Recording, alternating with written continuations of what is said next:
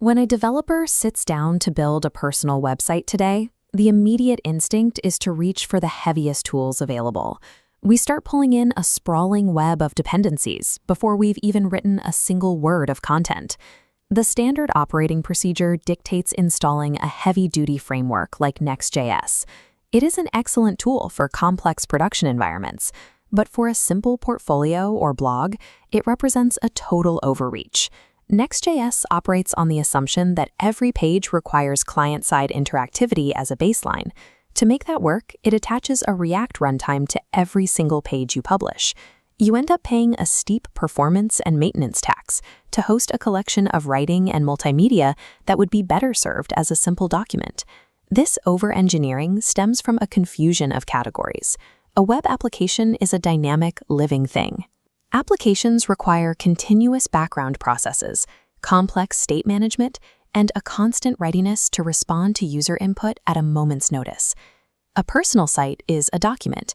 It is a static delivery of information, where the primary user actions are reading and scrolling.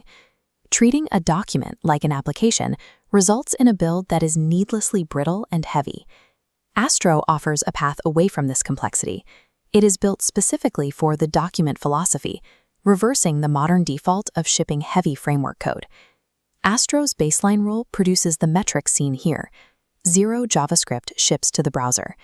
Everything is server-rendered by default, resulting in flat HTML. This presents a challenge when a site needs a specific interactive element, like an audio player or a search box. The solution lies in Preact islands. Rather than making the whole page interactive, you build tiny, isolated modules of interactivity. In this model, the foundation of the page remains entirely static. Using specific client directives, these islands hydrate independently. A module might wait until the browser is idle to load its scripts, and only that specific module becomes interactive. These islands handle the complex tasks, while the surrounding HTML remains completely unchanged, preserving the speed of a flat file. This shifts performance from a metric you have to optimize through profiling into a structural property of the page itself. When you commit to a site that behaves like a document, you start looking for other ways to strip away weight. If the goal is a site that outlasts its builder's attention, every extra byte has to be justified. That mindset leads to a system font stack. Eliminating custom fonts removes layout shifts and saves bandwidth, ensuring the site looks native on every platform without loading external assets. It also changes how you handle data. By fetching analytics at build time rather than using runtime scripts, you can enforce zero tracking before consent without sacrificing your own insights. These rigid rules eliminate decision fatigue. When a design choice conflicts with the speed or longevity of the document, the constraint wins. However, treating a site strictly as a static document has physical limits, especially regarding heavy media. A notable mistake in this project was packing nearly 500 megabytes of generated audio files directly into the site's local repository. This visualization shows the result.